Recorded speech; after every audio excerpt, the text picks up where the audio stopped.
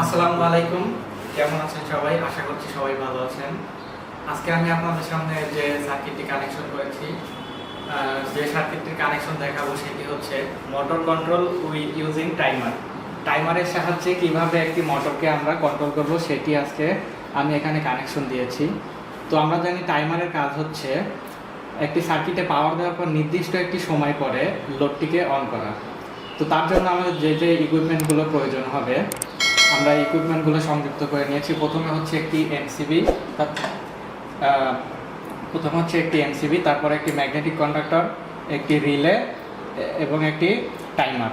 এবং যেহেতু এটি একটি 3 ফেজ মোটরকে আমরা চালাবো সেজন্য একটি 3 ফেজ ইন্ডাকশন মোটরকে সংযুক্ত করে নিয়েছি। তো আমাদের কানেকশন দেওয়া শেষ। এখন যদি আমরা এটিতে পাওয়ার দেই তাহলে আমরা এই পাওয়ারটা দিলাম। এখন যদি আমরা এটিকে অন করি তাহলে প্রথমে অন হবে এবং যেহেতু একটি নির্দিষ্ট সময় পরে লোডটি অন হবে সেজন্য এখন অপেক্ষা করতে হবে। আমরা এখানে সেকেন্ড দিয়ে রাখছি। এই যে টাইমারটি অন হয়ে গেছে।